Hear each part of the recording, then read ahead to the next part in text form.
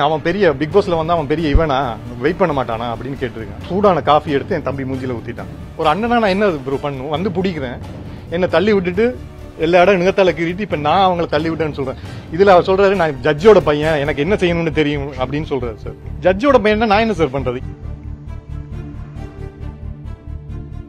Big pass மூலமா மக்கள் மத்தியில பிரபலமானவர் தான் தர்ஷன். சென்னை முகப்பேர்ல இப்ப வசிச்சுட்டு வராரு. இன்னைக்கு அதிகாலை தர்ஷனுக்கும் நீதிபதியோட மகன் ஆத்திச்சூடி அப்படிங்கிறவருக்கும் இடையில பார்க்கிங் தொடர்பா பிரச்சனை ஏற்பட்டு அது கைகலப்பா மாறி இருக்கு. இந்த சம்பவம் தொடர்பா இப்போ தர்ஷன் தரப்பு விளக்கம் அளிச்சிருக்காங்க. 3 o'clock ஜிம்முக்கு போவேன் சார். போயிட்டு நான் ஒரு 4:30 மாதிரி வந்தேன். வரும்போது ஒரு கார் என் வீட்டு வாசல் முன்னாடி, அதாவது என்ட்ரன்ஸை பிளாக் பண்ணி இருந்துச்சு. ஸோ நான் காரை, ஏன்னா இது உங்களுக்கே தெரியும் 7H பஸ் போகிற ரூட், ரொம்ப நேரம் வண்டியை வெளியில் பார்க் பண்ண முடியாது. ஸோ நான் பார்க் பண்ணிட்டு எல்லா கடையிலையும் கேட்டுட்டு இருக்கேன், யார் இந்த வண்டியை விட்டாங்க, உங்கள் கடையில் வந்தாங்களான்னு. யாருமே தெரில அப்படின்னு. ஸோ ஒரு 20 minutes தான் நான் எல்லாரையும் கேட்டுட்டு வீட்டுக்கே ஃபோன் பண்ணேன், யாராவது நம்மளை ரிலேட்டிவ் யாராவது வந்திருக்காங்களா இல்லை காரை இங்கே விட்டுருக்காங்க அப்படின்னு. அக்கா சொன்னா யாருமே அப்படி வரல அப்படின்னு. அப்புறம் இவன் என் தம்பி, கசின் பிரதர், இவன்ட்ட நான் ஃபோன், இவன் மேலே இருக்கான், ஃபோன் பண்ணி உங்கள் வீட்டுக்கு யாராவது வந்திருக்காங்களாடா, கார் இருக்கு, நான் ரொம்ப நேரமாக ரோட்டில் நின்றுட்டு இருக்கேன் அப்படின்னா. இவன் எங்கள் வீட்டுக்கு வரலன்னு இவன் கீழே வந்தான். கீழே வந்து ஒவ்வொரு கடையாக கேட்கும்போது இவன் போய் டீ பாயில் கேட்டான். அப்போ ஒரு ஃபேமிலி, ஒரு ஹஸ்பண்ட் அண்ட் ஒய்ஃபும் ஒரு அம்மாவும் எங்க வண்டி தான் அப்படின்னு சொன்னாங்க. அப்போ நான் கேட்டேன், எங்க 20 நிமிஷமா கேட்டுட்டு இருக்கேன், நோ பார்க்கிங்னு அதில் போட்டிருக்கு, அதையும் தாண்டி விடுறீங்களே, கொஞ்சம் வண்டி எடுங்க அப்படின்னு சொல்லிட்டு நான் வண்டி ஏற போயிட்டேன்.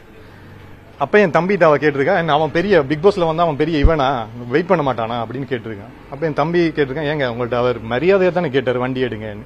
இப்படியே வாக்குவாதப்பட்டு இருக்கேங்க. நான் திருப்பி வண்டியில இருந்து இறங்கி வந்து, அண்ணா நான் ரொம்ப நேரம் வண்டியை ரோட்ல நிக்க முடியாதுன்னா சீக்கிரம் எடுங்க அப்படின்னு சொல்லி போறதுக்குள்ள சூடான காஃபி எடுத்து என் தம்பி மூஞ்சில ஊத்திட்டான். ஊத்திட்டு கழுத்தை நெரிச்சு கீழே ஆளை உட்கார வச்சுட்டு ஏறி உட்கார்ந்துட்டு இருந்தேன். ஒரு அண்ணனா நான் என்ன ப்ரோ பண்ணும், வந்து பிடிக்கிறேன், என்னை தள்ளி விட்டுட்டு எல்லா இடம் நிகத்தால கீறிட்டு இப்ப நான் அவங்களை தள்ளி விட்டேன்னு சொல்றேன். இதுல அவர் சொல்றாரு நான் ஜட்ஜோட பையன், எனக்கு என்ன செய்யணும்னு தெரியும் அப்படின்னு சொல்றாரு. சார்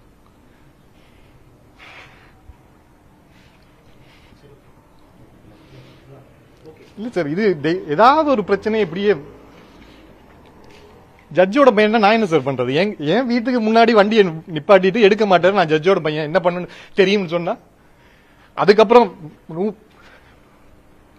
100க்கு நான் 4 தரம் கால் பண்ணேன், எல்லாம் கட் ஆயிருச்சு. அதுக்கப்புறம் போலீஸ் வரும் வரைக்கும் அவங்க நின்று ஆகி பண்ணி வீட்டுல எங்க அக்காவை கூப்பிட்டு அசிங்க அசிங்கமா கேட்டுட்டு இருக்காங்க. அது வரைக்கும் ஒரு பிரச்சனையும் இல்ல. நாங்க போலீஸ் ஸ்டேஷன்ல போய் கம்ப்ளைண்ட் கொடுத்தோன்னே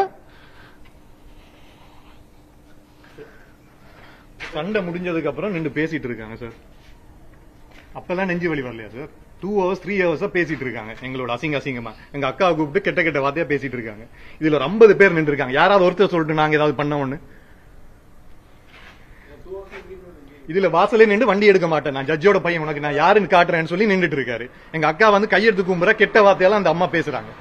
எங்க அப்பா எங்க ஜட்ஜோட பையனா இல்லையான்னு தெரியல, ஆனா வார்த்தைக்கு வார்த்தை நான் யாரு ஜட்ஜோட பையன்டா, எனக்கு என்ன தெரியும் தெரியும், உன்னை ரிமாண்ட்ல வைக்கிறேன் பாரு அப்படின்னு பேசிட்டு ஒரு மனுஷன் நான் ஏதோ பண்ணிட்டேன்டா உடனே ஹாஸ்பிட்டல் போவாங்களா இல்ல 2 hours எக்ஸ்பிளைன் பண்ணுவாங்களா சார்? ஜட்ஜோட பையனா என்ன வேணாலும் பண்ணலாமா சார்? கம்ப்ளைண்ட் கொடுத்துட்டோம். போலீஸ் வந்து எல்லாரையும் போகும் வரைக்கும் அவங்க நின்றுட்டு தான், இல்ல நான் போக மாட்டேன்னு நின்றுட்டு இருந்தாங்க.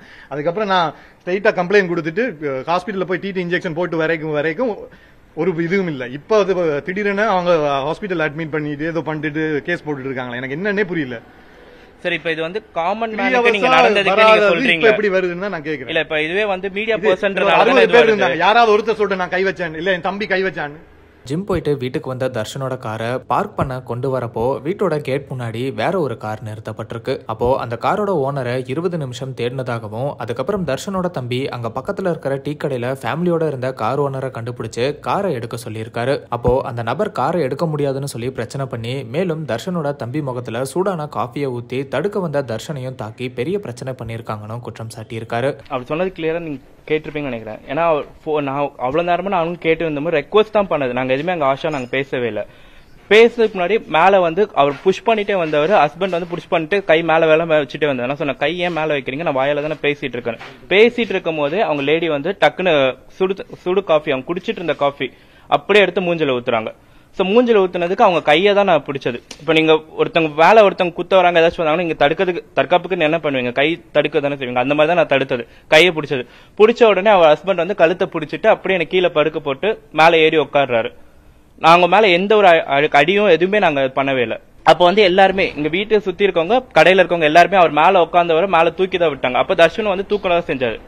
மேல என் மேல இப்ப அவ்வளவு பெரிய வெயிட், நீங்க அந்த வீடியோ நீங்க பாத்திருப்பீங்க, பாத்தீங்களான்னு தெரியல, வீடியோ நீங்க பாலிமர்ல இருக்குது பாருங்க. அவர் எவ்வளவு பெரிய வெயிட் இருக்கவர் என் மேல ஏறி உட்கார்ந்ததுனால தான் அவங்க எல்லாருமே தூக்க தான் செஞ்சாங்க. தூக்கி விட்டதுக்கு அப்புறமேட்டு வந்து என்னைய தான் வந்து இது பண்ணிட்டு இருந்தது, அடிச்சிருந்தது. அந்த லேடி மேல நான் எந்திரிச்சு வரேன், அவங்க அம்மா வந்து ஓடி வந்து என் முடிய பிடிச்சி இழுத்துட்டு கன்னத்துல 2 அடி, இந்த இடத்துல 2 அடி அடிச்சிட்டு இருக்காங்க. நான் கீழே படுத்துட்டு இருக்காம எந்திரிக்கும் போது இது நடக்குது. நான் வந்து அவங்க மேல அடிச்சேன்றாங்க. எங்க கிட்ட சிசிடிவி இல்ல, கேமரா இல்ல, ஓகே. பட் ஆனா நீங்க நடந்தவங்க இங்க இருக்கவங்க கிட்ட யார்கிட்ட வேணா கேளுங்க. கேட்டு பாத்தீங்கன்னா என்ன உண்மை நடந்துச்சுன்றது கிளியரா அவங்களே சொல்லுவாங்க. யார் அபியூஸா பண்ணாங்க, யார் மேல கை வச்சாங்க, என்னென்ன பண்ணாங்கன்றது எல்லார்கிட்ட நீங்க அவங்க கிட்ட கேட்டாவே கிளியரா தெரியும். தர்ஷனோட இந்த குற்றச்சாட்டுக்கு பதிலளிக்கிற விதமா நீதிபதியோட மகன் ஆத்திச்சூடியும் காரை எடுக்கிறேன்னு தான் சொன்னேன், அவங்க தான் ரொம்ப மோசமா எங்களை பேசி எங்களை அடிச்சு பிரச்சனை பண்ணதாகவும் சொல்லியிருக்காரு. மேலும் இந்த பிரச்சனையால நெஞ்சுவலி ஏற்பட்டதா சொல்லி ஆத்திச்சூடி இப்போ ஹாஸ்பிட்டல்ல அட்மிட் ஆகியிருக்காரு அப்படிங்கறதும் குறிப்பிடத்தக்கது.